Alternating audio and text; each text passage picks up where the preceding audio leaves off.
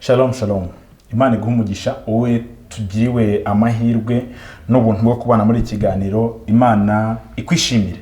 Amazina yanjye ni Birudade nkuko bisanzwe tugiye kugira hamwe ibyanditswe byera, ariko nagira nkubwire ngo muri iyi minsi ya nyuma turimo harimo kwibeshya gukomeye mu mibereho y'abizera, harimo ukwitiranya ibintu. Abantu benshi bicaye mu itorero ariko ntabwo basobanukiwe icyo gukora mu gihe baririmo. Abantu benshi bicaye mu itorero ariko huzuyemo kwibeshya no gutekereza ibitandukanye nuko bugabo bagumye kubatekereza bijyanye nuko ijambo ry'Imana ribivuga. Rero ibyanditswe byera bitubwira ko kugira ngo umwizera azabashe guhangana n'ibihe biheruka by'akarengane agomba kuzaba yarakiriye imvura ebyiri, imvura y'umuhindo ndetse n'imvura y'itumba.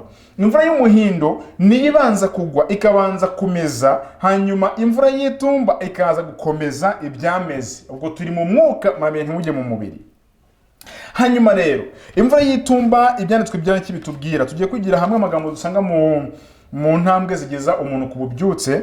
Turasoma kuri page ya 76.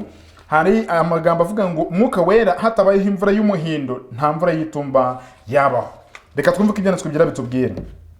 Imvura y'umuhindo ari byo bivuga kuzuzwa Mwuka Wera, ituzanira gukura gukenewe mu buryo bwa mwuka kugira ngo imvura y'itumba ibashe kugira icyo itumarira. Ngo imvura y'umuhindo niyo iza igakuza ubuzima bw'umukristo utangiye urugendo kugira ngo azageraho yakira imvura y'itumba. Imvura y'umuhindo ituma umusaruro w'isi wera, ishushanya ubuntu bw'umwuka butegurira itorero kuza k'umwana w'umuntu. Nyamara nta buzima buzaboneka n'akababi k'ibara ry'icyatsi ntikazakura keretse gusa imvura y'umuhindo nigwa. Imvura y'itumba ntishobora kweza imbuto keretse imvura y'umuhindo yabanje gukora akazi kayo. Hari ikibazo dufite cyuko abantu benshi bicaye mu itorero batekereza ko bamaze kwakira imvura y'itumba ndetse n'imvura y'umuhindo batari bana yakira. Abantu benshi twicaye mu itorero tumeze nk'aba bagenzi bicaye mu modoka, bakaba bameze batya ariko batazi n'imodoka iri kugenda. Uzabirebe uramutse ubaye wicaye mu modoka ukaba utari kumva ko imodoka iri guhinda, ugapfuka mu maso cyangwa se ukubika umutwe, ntushobora kumenya ko imodoka yatsimbutse. Abantu benshi nuko bameze. Bicaye mu itorero bazi ngo kuba banditswe mu bitabo by'itorero, kuba bahamagarwa, kuba batanga icyacumi ngo nibyo ngibyo birahagije. Nyamara ibyanditswe biratubwiye ngo dukwiriye gushaka imvura y'umuhindo itegurira imvura y'itumba. Ubwo nibwo tuzizera koko yuko turi mu rugendo rujya mu ijuru, kandi imvura y'itumba imvura y'umuhindo igira ibimenyetso bigaragaza ko umuntu yayakiriye. Tumaze kubona ko imvura y'umuhindo ngo ni Mwuka Wera. Ni hahandi umuntu asukirwa Mwuka Wera iyo amaze gukizwa, iyo amaze kwakira Yesu Kristo. Abakristo benshi bicaye mu madini, bicaye mu matorero ariko batari bamara kwakira Yesu Kristo. Bamwe bibwira ko bamaze kwakira imvura y'umuhindo nyamara nta naho bari banagera. Ariko reka mbabwire bwoko bw'Imana, igihe niki ngo twisubiremo, tubanza twirebe, twininire, tubanza twisuzume neza, turebe twibaza ngo mbese koko ko tuva ngo turashaka kwakira imvura y'itumba, iyo muhindo twarayakiriye? Mbese twarahindutse? Mbese ubuzima bwacu bwamaze kwakira Yesu Kristo? Mbese imibereho yacu yamaze komatana nawe? Mbese imigendere n'imivugire byacu, ibikorwa byacu byerekana ko Kristo ari muri twebwe cyangwa ntaho bihurira? Cyaba ari ikibazo uramutse ubaye wicaye mu itorero uvuga ngo witeguye kwakira imvura y'itumba izakubasha guhangana n'akarengane, n'imvura y'umuhindo ikubwira ko icyari gisa nacyo utarayakiriye.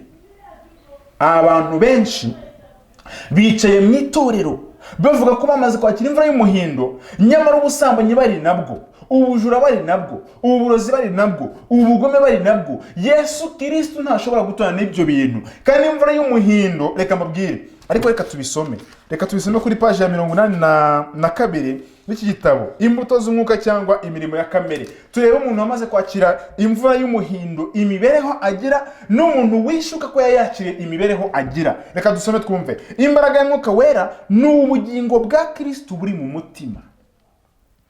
Ndagira iki kintu mucyumve neza, ngo imbaraga ya Mwuka Wera ni ubugingo bwa Kristo buri mu mutima. Haleluya. Ni ukuvuga ngo ikikubwira ko wakiriye Mwuka Wera ni uko ubuzima n'ubugingo bya Kristo bitura mu mutima wawe. Kristo rero ntatura mu mutima w'umusambanyi, ntatura mu mutima w'umurozi, ntatura mu mutima w'umujura wanze kwihana. Bisaba ngo kugira ngo ibyo byose tubigereho, dusaba Imana ibanze bikure mu mitima yacu Yesu Kristo abona ahantu aba.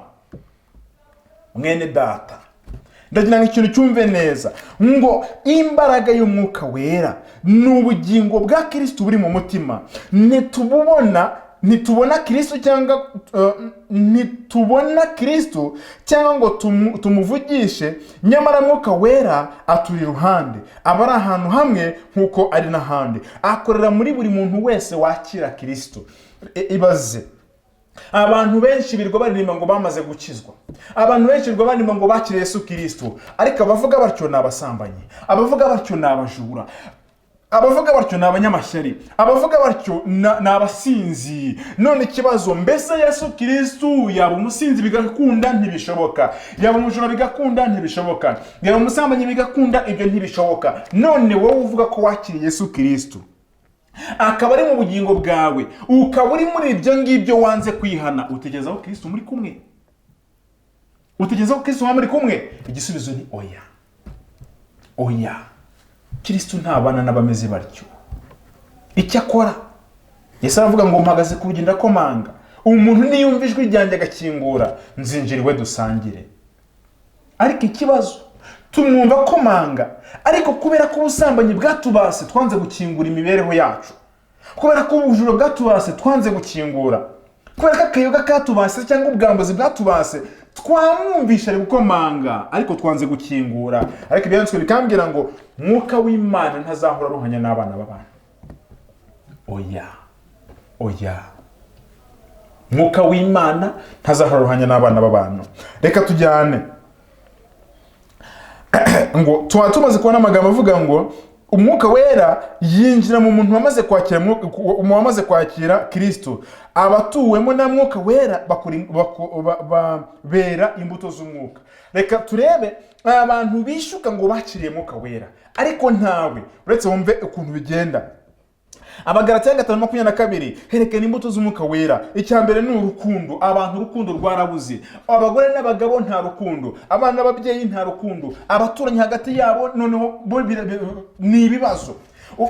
Gusa aho tubera babi ntabwo umunyarwanda avuze ngo kugira ngo ukire indwara yirata, ariko twebwe niba ari urwango, umushyitsakazi wacu nge na madamu turafatana agatoki ku kandi, ariko nitugera mu buriri inkokora zivuza ubuhuha, ndamushyira ku kamoto cyangwa iyo modoka cyangwa ku kagare tujye guhaha, ariko nituramuka tuvuye guhaha umugabo aramara kangeza mu rugo ahita akatasubira yagende, umugore nawe ateka arimo arafureka. Nguko uko tubayeho. Nyamara ngo twakiriye Yesu Kristo, twarangiza mu gitondo umugore akayobora gahunda ya mu gitondo naye nk'igishisho cy'itorero. Nguko kabizera tubayeho. Mbese ibi ngibi biratugeza hehe? Mubona ingibi azatugeza hehe? Abantu twibeshya ko twamaze kwakira imbaraga ya Mwuka Wera, abantu twibeshya ko twamaze kwakira imvura y'umuhindo, nyama yatugeramo, turajya hehe? Kankomeze nsome.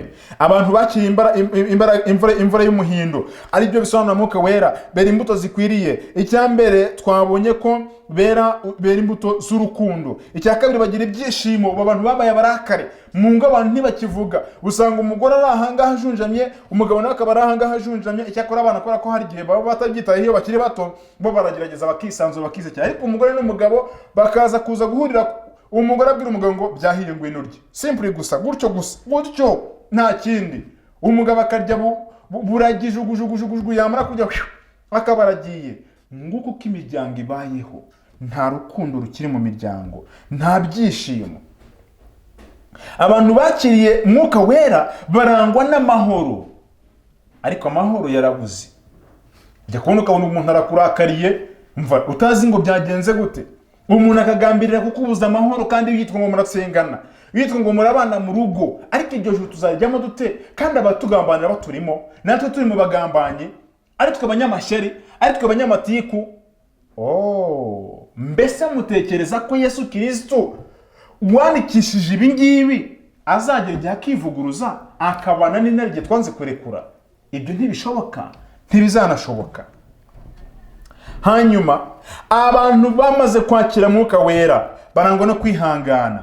Iyo batutse ntibagambirira kwihorera, iyo bahemukiye ntibagambirira kwihorera. Yesu yarebye bamugiriye nabi, arangije aravuga ngo data babarire ko batazi icyo bakora. Stefano bamutera amabuye, yaravuze ngo babarire ko batazi icyo bakora. Abatubanjirije babari bahusi na bayoramu na ba Wycliffe n'abandi bose ntago bigeraga bifuza guhora, ahubwo iyo bahemukirwaga barababariraga kandi bakabarira urukundo ruturutse kuri Yesu Kristo. Ariko si ubu ngubu ntabwo utiza agatelefone bakakwibe, urarihada kandi muririmbana cyangwa ari umukuru w'itorero. Reka dukomeze twumve. Niba uzi ko ibi bintu turi kuvuga bitakurangwaho, umenye ko nta Mwuka Wera ufite. Usubire ku mavi, wiyirize, usenge, usabe Imana gusukira Mwuka Wera. Icyakora niba ubifite, umuririmbyi yaravuze ngo komeza icyo ufite utakinyagwa. Hanyuma aba bantu bagira kwihangana, bakagira kugira neza n'ingeso nziza. Kugira neza byararangiye kugeza ubwo mu minsi ya mbere umuntu yazaga mu itorero akaza afite ikibazo, yavuga ngo mfite ikibazo namvuye aha naha cyangwa se yanyandikiye gutya, abizera cyangwa abayobozi b'itorero bagahita bajya imbere y'abizera, tugize umuntu ufite ikibazo byamugendekeye gutya, dukora iki bwoko bw'Imana, uwazanye 20, uwazanye 50, uwazanye bakamufasha, umuntu w'Imana agataha anezerewe. Ariko ubu ngubu bikora urebe abayobozi b'itorero batareka reka abateka mitwe babaye benshi, nta kintu dushobora gukora. Icyakora nyine umuntu w'Imana ihangane, abenshi turabafasha bakabijyana mu kabari, abandi bakajya kubigurisha, abandi bakagira gute. None rero icyakora ntabwo tubabujije gufasha, ufite ukafasha aza kuza kujya kumureba mu gikari, ariko imbere y'itorero kugira neza kwarakamutse mu bwoko bw'Imana. Kandi abafite Mwuka Wera turabwirwa ngo nibo bagombye kuba bagira neza. None ibi ngiye turabihuza gute? Reka tujyane. Ngo bagombye kuba ari n'abantu bafite ingeso nziza no gukiranuka ndetse no kugwa neza no kwirinda. Kwirinda byarananiranye, babakayoga karavuza ubuhuha. Si muri iyi minsi none insengero zifunze byahumiye ku mirari. Nyamara ibyanditse biratubwira ngo muyoborwe n'Umwuka, kuko aribwo mutazakora ibyo kamere irarikira. Kuko kamere irarikira ibyo Mwuka yanga, kandi Umwuka yifuza ibyo kamere yanga. Kuko ibyo bihabanye nicyo gituma mushaka gukora ibyo mushaka gukora atari ibyo mukora. Ariko niba muyoborwa n'Umwuka ntimuba mugitwarwa n'amategeko. Abaroma 7:23, Abaroma 8:1. Dore imirimo ya kamere iragaragara niyi: gusambana. Umva noneho ibintu biranga abantu bibwira yuko bamaze kwakira imvura y'umuhindo, bibwira ko bamaze kwakira Mwuka Wera, ariko uwo mwuka ntawo bafite. Icyambere duhereyeho no gusambana. Ibi byamaze kuba rusange mu bakuru b'itorero n'abagore b'abandi, biravuza ubuhuha. Ndabivuga ntabwo mbiceceka. Ugasanga umukuru w'itorero rwose ujya imbere akabwiriza abantu bagafashwa, ubusambanyi bwaramumaze, uhereye mu twana tw'udukobwa ukagera mu bapfakazi, ukava mu bapfakazi ukagera no mu bo ayoboye b'abagabo, abagore b'abandi yarabamaze. Nyamara yigisha abwira abantu ngo nimwihane, Yesu Kristo aragarutse, ngo dore tugiye kumubona mu bicu mu minsi mikeya. Ariko akabwiriza ibyo arimo areba agakuba karimo karirimba soprano neza, n'ukuntu kambaye akajipo kamugezeho, dore kagezweho, dore ko ibyo amakoreye iby'ubu ngubu nabyo bisigaye byarabaye ibibazo. Umukuru w'itorero akaba yicaye muri za ntebe z'ibyubahiro, cyangwa se ya ntebe y'icyubahiro, nanjye nayicayeho, reka ne kwivuga nabi, muri ya ntebe y'icyubahiro. Ariko korali yahaguruka igiye kuririmba, akaba yateye akajisho kuba kabande, bamara kuririmba akavuga ati rwose mwana w'Imana uririmba neza, agatangira kumukora mu biganza, nkunda n'ukuntu ufata mikoro, buri iyo wabuze ntabwo ko aririmba neza, kumba aragira ngo azasambanye umwana w'abandi. Muzi iyo barimo babwira abapfakazi ngo nimwihangane, turashe tubabwira itorero bafashe, ugasanga barimo baratangaza imigambi yo kubakira abantu, kumbi no kugira ngo bubake izo bazajya kuryama mu bububa. Ubusambanyi mu bana b'Imana bibwira ko bamaze kwakira Mwuka Wera kandi ntawe bamaze kwakira. mu makorari ho biravuza ubuhuha, perezida agapanga n'umutoza, barangiza bagashyira repetition mu masaha y'umugoroba kugira ngo nibaramuka barangije kurepeta buri umwe yigubanuwe n'undi yigubanuwe. Ibisa ntabyo muzi. Nyamara abakora ibi nibo bagaruka bakavuga ngo bakiriye Mwuka Wera, ngo barakijijwe, ngo bamaze kugera ku musaraba, ngo bamaze kwakira Yesu Kristo mu mitima yabo. Ariko twamenye ko ngo Mwuka Wera n'ubuzima bwa Kristo buri mu mutima. None ikibazo, Yesu ni umusambanyi? Niba Yesu muvuga kuko mwaramwakiriye mukaba muri abasambanyi, Yesu muvuga ni umusambanyi? Yesu muvuga ni umusinzi? Ni umuhehesi? Ntibikabe. Abantu bishuka ko bamaze kwakira Mwuka Wera ariko bataramwakiriye, bishuka ko bamaze kwakira Yesu Kristo mu buzima bwabo ariko batari bamwakira, ari ukwishuka ngo ni abasambanyi. Kabiri, bakora iby'isoni nke. Abantu b'iki gihe baratinyuka ngo bakora iby'isoni, bakora ibiteye isoni n'iby'isoni nke. Abantu b'iki gihe baratinyuka kugeza ubwo abantu bataye ubwenge bakajya guproporeza abandi mu rusengero. Umusore ufite ubwenge ngo ushaka kuzubakira urugo rwe kuri Kristo, ushaka kuzubaka urugo rugakomera, agaterera ivi ku ruhimbi.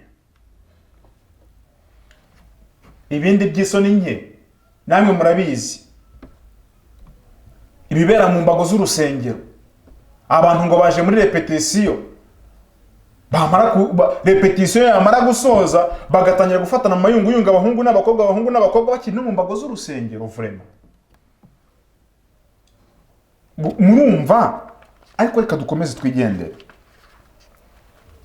Ngo bakora ibiteye isoni n'iby'isoni nke no gusenga ibishushanyo. Abantu mwanze kuvuga ko Roma isenga ibishushanyo, ngo nukugira ngo mutazakura inyamaswa mu jisho, nyamara biragaragara. Kandi Bibiliya tuvuga ngo ntimukiremere ibishushanyo bibajwe, ntimukabyikubita imbere, ntimukabikorere.